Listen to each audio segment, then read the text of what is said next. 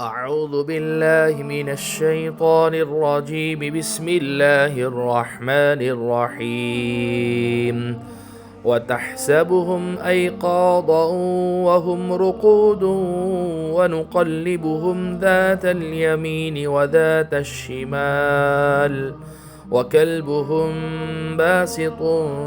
ذراعيه بالوصيد لو اطلعت عليهم لوليت منهم فرارا ولملئت منهم رعبا وكذلك بعثناهم ليتساءلوا بينهم قال قائل منهم كم لبثتم قالوا لبثنا يوما أو بعض يوم قالوا ربكم أعلم بما لبثتم فابعثوا أحدكم بورقكم هذه إلى المدينة فلينظر أيها أزكى طعاما فليأتكم برزق منه وليتلطف ولا يشعرن بكم أحدا إنهم إن يظهروا عليكم يرجموكم أو يعيدوكم في ملتهم ولن تفلحوا إذا أبدا وكذلك أعثرنا عليهم ليعلموا أن وعد الله حق وأن الساعة لا ريب فيها إذ يتنازعون بينهم أمرهم فقالوا ابنوا عليهم بنيانا ربهم أعلم بهم قال الذين غلبوا على أمرهم لنتخذن عليهم مسجدا سيقولون ثلاثة رابعهم كلبهم ويقولون خمسة سادسهم كلبهم رجما بالغيب ويقولون سبعة وثامنهم كلبهم قل ربي أعلم بعدتهم ما يعلمهم إلا قليل فلا تمار فيهم إلا مراء ظاهرا ولا تستفت فيهم منهم أحدا. میرا عزیزو پیارو بزرگو، اللہ کے رسول پر ایمان رکھنے والے میرے دین عظیم بھائیو، یہ 5 آیتیں جن کی تلاوت ابھی آپ حضرات کے سامنے کی گئی، سورہ کہف کے تیسرے رکوع کی 5 آیتیں ہیں۔ تیسرا رکوع ہے سورہ کہف کا، 5 آیتوں پر مشتمل جن کی تلاوت کی گئی۔ آیت نمبر 18، 19، 20، 21 اور 22۔ اللہ سبحانہ و تعالی اس میں اصحاب کہف کے کچھ احوال کو بیان فرما رہے ہیں۔ اللہ سبحانہ و تعالی ارشاد فرما رہے ہیں، تم انہیں دیکھ کر یہ سمجھتے کہ وہ جاگ رہے ہیں، تم انہیں دیکھ کر یہ سمجھتے کہ وہ جاگ رہے ہیں حالانکہ وہ سوئے ہوئے تھے۔ یعنی سونے والے پر نیند کی جو علامتیں دیکھنے والوں کو نظر آتی ہے اور ان میں نظر نہیں آتی تھی، اور ایسا معلوم ہوتا تھا جیسے وہ لیٹے ہوئے جاگ رہے ہیں۔ اس لیے اللہ فرماتے ہیں تم انہیں دیکھ کر یہ سمجھتے کہ وہ جاگ رہے ہیں حالانکہ وہ سوئے ہوئے تھے، اور ہم ان کو دائیں اور بائیں کروٹ دلواتے رہتے تھے، اور ان کا کتا دہلیز پر اپنے دونوں ہاتھ پھیلائے ہوئے بیٹھا تھا۔ اگر تم انہیں جھانک کر دیکھتے تو ان سے پیٹھ پھیر کر بھاگ کھڑے ہوتے اور تمہارے اندر ان کی دہشت سما جاتی۔ آگے اللہ فرماتے ہیں اور جیسے ہم نے انہیں سلایا تھا اسی طرح ہم نے انہیں اٹھا دیا تاکہ وہ آپس میں ایک دوسرے سے پوچھ گچھ کریں، اور ان میں سے ایک کہنے والے نے کہا تم اس حالت میں کتنی دیر رہے ہوگے؟ کچھ لوگوں نے کہا ہم 1 دن یا 1 دن سے کچھ کم نیند میں رہے ہوں گے۔ دوسروں نے کہا تمہارا رب ہی بہتر جانتا ہے کہ تم کتنی دیر اس حالت میں رہے ہو۔ اب اپنے میں سے کسی کو چاندی کا یہ سکہ دے کر شہر کی طرف بھیجو، وہ جا کر دیکھ بھال کرے کہ اس کے کون سے علاقے میں زیادہ پاکیزہ کھانا مل سکتا ہے، پھر تمہارے پاس وہاں سے کچھ کھانے کو لے آئے، اور اسے چاہیے کہ ہوشیاری سے کام کرے اور کسی کو تمہاری خبر نہ ہونے دے۔ پاکیزہ کھانے سے مراد بظاہر حلال کھانا ہے۔ ان حضرات کو فکر یہ تھی کہ بت پرستوں کے شہر میں حلال کھانا ملنا آسان نہیں ہے، اس لیے جانے والے کو یہ تاکید کی کہ وہ ایسی جگہ سے کھانا لائے جہاں حلال کھانا میسر ہو۔ نیز چونکہ ان کے خیال میں ابھی تک اسی بت پرست بادشاہ کی حکومت تھی، ان کو تو پتہ نہیں تھا کہ وہ اتنا سوئے ہیں اور پوری جنریشن ہی چینج ہو گئی ہے اور بادشاہ دوسرا آ گیا ہے،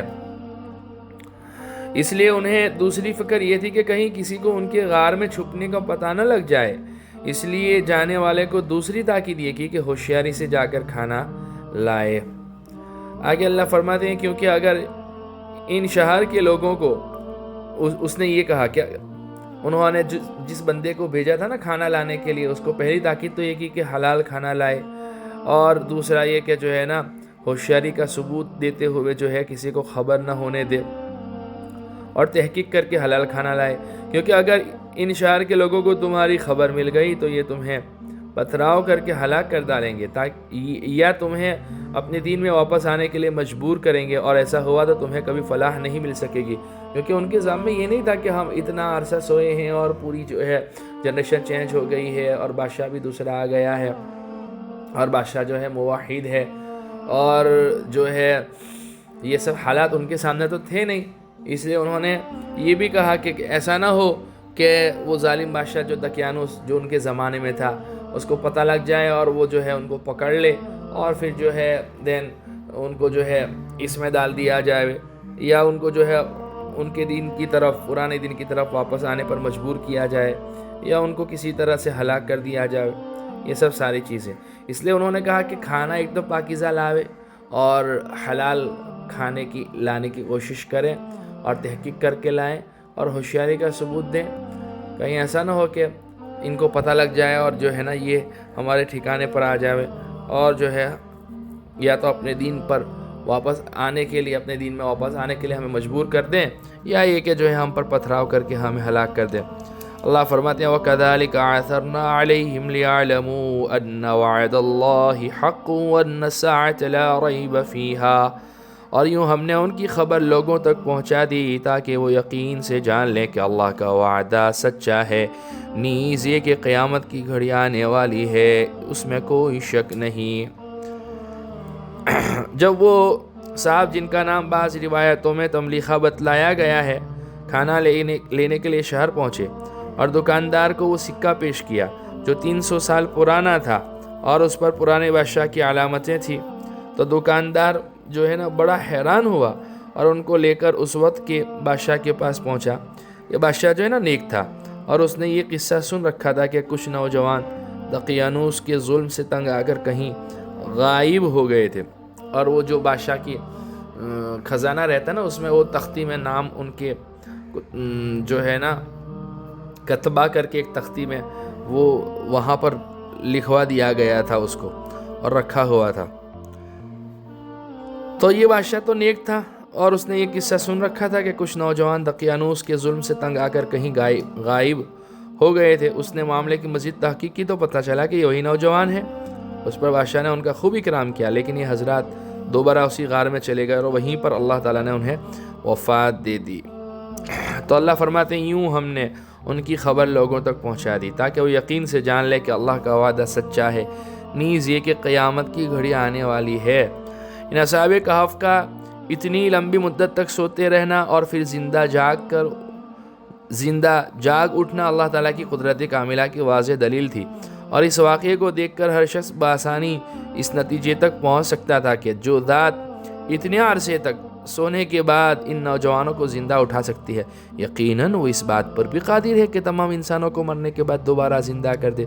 بعض روایت میں ہے کہ اس وقت کا بادشاہ تو قیامت اور آخرت پر ایمان رکھتا تھا، لیکن کچھ لوگ آخرت کے بارے میں شکوک اور شبہات کا اظہار کر رہے تھے، اور بادشاہ نے یہ دعا کی تھی کہ اللہ تعالیٰ ان کو کوئی ایسا واقعہ دکھا دے جس سے آخرت پر ان کا ایمان مضبوط ہو جائے۔ اللہ تعالیٰ نے اسی وقت ان نوجوانوں کو جگا کر اپنی قدرت کا یہ کرشمہ دکھا دیا، اور یوں بادشاہ کی دعا قبول ہوئی۔ ادھر اصحاب کہف کو غار میں اٹھایا گیا، پھر ان کو بھوک لگی، بازار میں اس بندے کو بھیجا اور وہ دکاندار نے وہ سکہ بادشاہ کو دکھایا۔ تحقیق سے پتہ چلا کہ یہ وہی لوگ ہیں بہرحال ان کے 309 سال تک سوئے رہنے کے بعد، جاگنے کے بعد ان کے سامنے یہ کرشمہ اور یہ معجزہ بھی آ گیا کہ جو اللہ اتنی لمبی مدت تک سلائے رکھ سکتا ہے اور دوبارہ اٹھا سکتا ہے وہی اللہ، اس کے لیے کیا مشکل ہے مرنے کے بعد دوبارہ تمہیں زندگی دے دینا۔ تو نیز یہ کہ قیامت کی گھڑی آنے والی ہے، اس میں کوئی شک نہیں۔ پھر وہ وقت بھی آیا جب لوگ ان کے بارے میں آپس میں جگر رہے تھے، جیسا کہ پیچھے عرض کیا گیا، یہ حضرات جاگنے کے بعد جلد ہی اسی غار میں وفات پا گئے تھے۔ اب اللہ تعالیٰ کی قدرت کا یہ کرشمہ سامنے آیا کہ جن نوجوانوں کو کبھی اس شہر میں اپنی جان کی لالے پڑے ہوئے تھے، اب اسی شہر میں ان کی ایسی عزت ہوئی کہ لوگ ان کی یادگار میں کوئی عمارت بنانے کی فکر میں پڑ گئے، اور آخرکار جن لوگوں کو اقتدار حاصل تھا انہوں نے یہ طے کیا، ڈیسائیڈ کیا کہ جس غار میں ان کی وفات ہوئی ہے اس پر ایک مسجد بنا دے۔ واضح رہے کہ عمان کے پاس جو غار دریافت ہوا ہے اس میں کھدائی کرنے سے غار کے اوپر بنی ہوئی ایک مسجد بھی برآمد ہوئی ہے۔ یہاں یہ بھی واضح رہنا چاہیے کہ ان کی وفات کی جگہ پر مسجد بنانے کی یہ تجویز اس زمانے کے اصحاب اقتدار نے دی تھی۔ قرآن کریم نے اس تجویز کی تائید فرمائی، لہذا اس آیت سے مقبرے بنانے یا قبروں کو عبادت گاہ میں تبدیل کرنے کا کوئی جواز نہیں ملتا، بلکہ حضرت صلی اللہ علیہ وسلم نے کئی احادیث میں اس عمل سے جو ہے نا منع فرمایا ہے کہ قبروں کو سجدہ گاہ نہ بنایا جائے۔ پھر وہ وقت بھی آیا جب لوگ ان کے بارے میں آپس میں جگر رہے تھے، چنانچہ کچھ لوگوں نے کہا کہ ان پر ایک عمارت بنا دو، ان کا رب ہی ان کے معاملے کو بہتر جانتا ہے۔ آخرکار جن لوگوں کو ان کے معاملات پر غلبہ حاصل تھا انہوں نے کہا کہ ہم تو ان کے اوپر ایک مسجد ضرور بنائیں گے۔ روایات سے ایسا معلوم ہوتا ہے کہ جب ان حضرات کی یادگار تعمیر کرنے کی تجویز آئی تو لوگوں نے یہ بھی سوچا کہ ان کے صحیح نام اور ان کا نسب اور مذہب وغیرہ بھی اس یادگار پر لکھا جائے، لیکن چونکہ کسی کو ان کے پورے حالات معلوم نہیں تھے اس لیے پھر لوگوں نے کہا کہ ان کے ٹھیک حالات تو اللہ تعالیٰ ہی بہتر جانتا ہے، لیکن ہم ان کے نسب وغیرہ کی تحقیق میں پڑے بغیر ہی ان کی یادگار بنا دیتے ہیں۔ سَيَقُولُونَ ثَلَاثَةٌ رَابِعُهُمْ كَلْبُهُمْ وَيَقُولُونَ خَمْسَةٌ سَادِسُهُمْ كَلْبُهُمْ رَجْمًا بِالْغَيْبِ وَيَقُولُونَ سَبْعَةٌ وَثَامِنُهُمْ كَلْبُهُمْ قُلْ رَبِّي أَعْلَمُ بِعِدَّتِهِمْ مَا يَعْلَمُهُمْ إِلَّا قَلِيلٌ فَلَا تُمَارِ فِيهِمْ إِلَّا مِرَاءً ظَاهِرًا وَلَا تَسْتَفْتِ فِيهِمْ مِنْهُمْ أَحَدًا۔ کچھ لوگ کہیں گے کہ وہ 3 آدمی تھے اور چوتھا ان کا کتا تھا، اور کچھ لوگ کہیں گے کہ وہ 5 تھے اور چھٹا ان کا کتا تھا، یہ سب اٹکل کے تیر چلانے کی باتیں ہیں۔ اور کچھ کہیں گے کہ وہ 7 تھے اور 8واں ان کا کتا تھا، کہہ دو کہ میرا رب ہی ان کی صحیح تعداد کو جانتا ہے، تھوڑے سے لوگوں کے سوا کسی کو ان کا پورا علم نہیں، لہذا ان کے بارے میں سرسری گفتگو سے آگے بڑھ کر کوئی بحث نہ کرو اور نہ ان کے بارے میں کسی سے پوچھ گچھ کرو۔ اس آیت نے یہ مستقل سبق دے دیا ہے کہ جس معاملے پر انسان کا کوئی عملی مسئلہ موقوف نہ ہو اس کے بارے میں خواہ بحثیں نہیں کرنی چاہیے، لیکن ہم بحثیں ایسے ہی ٹاپک پہ کرتے ہیں۔ اللہ ہماری اس سے حفاظت فرمائے۔ اصحاب کہف کے واقعے میں اصل سبق لینے کی بات تو یہ ہے کہ انہوں نے کس طرح ناموافق حالت میں حق پر ثابت قدم رہنے کا مظاہرہ کیا، اور حالانکہ اب جس ملک میں ہم رہ رہے ہیں ویسے تو حالات نہیں ہیں نا پورے کے پورے، لیکن جو ہے ہم لوگ حکمت اور مصلحت کے بہانہ تلاش کر شریعت کو جو ہے نا ذبح کر دیتے ہیں، اور جو ہے شریعت کو پرائیورٹی دینے کے بجائے جو ہے نا ہم کچھ اور ہی کرنے لگتے ہیں۔ یہ بالکل غلط ہے، اس طرح سے نہیں ہونا چاہیے۔ دیکھو کیسے ناموافق حالت تھے، تو جو ہے اپنی ایمان کو بچانے کے لیے کہاں چلے گئے؟ تو ثابت قدم رہنا بہت ضروری ہے ناموافق حالت میں۔ اللہ ہمیں ثابت قدمی عطا فرماوے۔ اور پھر اللہ تعالیٰ نے کس طرح ان کی مدد فرمائی؟ رہا یہ کہ ان کی صحیح تعداد کیا تھی، یہ کوئی ایسا مسئلہ نہیں ہے جس پر بحث کا بازار گرم کیا جائے، لہذا اس میں الجھنے کی بجائے یہ ہدایت دی گئی ہے کہ اگر کوئی اس معاملے میں بحث کرنا بھی چاہے تو اسے سرسری گفتگو کر کے ٹال دو اور اپنا وقت ضائع نہ کرو۔ لہذا یہ بحث نہیں کرنی چاہیے کہ وہ کتنے آدمی تھے اور جو ہے ان کا نام کیا تھا، ان کا نسب کیا تھا، یہ سب اٹکل کی باتیں ہیں، اور ایسی باتوں میں اور ایسی بحثوں میں اپنا وقت ضائع کرنے کے بجائے جو ہے نا، ایسی چیزوں کی تحقیق کرنی چاہیے جن کا تعلق ہمارے عقیدے سے ہے، ہمارے عمل سے ہے، ہمارے ایمان سے، اسلام سے ہے، جس پر عمل کرنا ہمارے لیے ضروری ہے۔ ایسی چیزوں کی تحقیق کرنی چاہیے۔ ایسی چیزوں کی تحقیق میں پڑھنے کی ضرورت نہیں ہے جس معاملے پر انسان کا کوئی عملی مسئلہ موقوف نہ ہو۔ لہذا ہماری بحثیں اسی پر چلتی ہے کہ اصحاب کہف کا کتا جنت میں جائے گا کہ نہیں جائے گا، اور ایسے بیہودہ سوالات، اور پھر اسی میں پڑے رہنا، اور پھر ایسی مطلب جو ہے ایسی بحثوں میں بازار گرم کیا جاتا ہے کہ جس کا کوئی فائدہ ہی نہیں ہوتا ہے،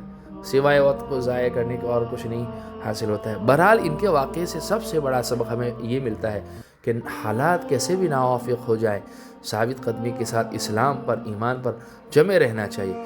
یا مصرف القلوب صرف قلوبنا علی طاعتک ویا مقلب القلوب ثبت قلوبنا علی دینک۔ یہ باری تعالیٰ، یہ دلوں کو پھیرنے والے، آپ جو ہے نا ہمارے دلوں کو آپ کی اطاعت کی جانب پھیر دیجئے، اور ہمارے دل کو آپ کے دین اسلام پر ثابت قدم فرما دیجئے۔ کتنی پیاری دعا ہے جو رسول اللہ صلی اللہ علیہ وسلم نے ہمیں سکھلائی ہے۔ بہرحال اللہ ہمارے ایمان کے، اسلام کی حفاظت فرماوے، ہمارے آنے والی قیامت تک کی جنریشن کی ایمان اور اسلام کی حفاظت فرماوے، ہر قسم کی شرور اور فتن سے بچائے، اور موت کے بعد آنے والے حالات کے لیے اور جو ہے اس کے لیے پہلے سے تیاری کرنے کی ہم تمام کو توفیق نصیب فرماوے، اور ہمارے اس مبارک سلسلے کو قبول فرماوے۔ بہرحال یہ تیسرا رکوع تھا سورہ کہف کا، 5 آیتوں پر مشتمل جو ہے 3 رکوع اور 22 آیتوں کی تفسیر آپ لوگوں کے سامنے آ چکی ہے۔ اللہ ہمارے اس مبارک سلسلے کو قبول فرماوے، نجات بخشش کا ذریعہ بناوے، کہنے سننے سے زیادہ عمل کی توفیق عطا فرماوے۔ وآخر دعوانا الحمدللہ رب العالمین۔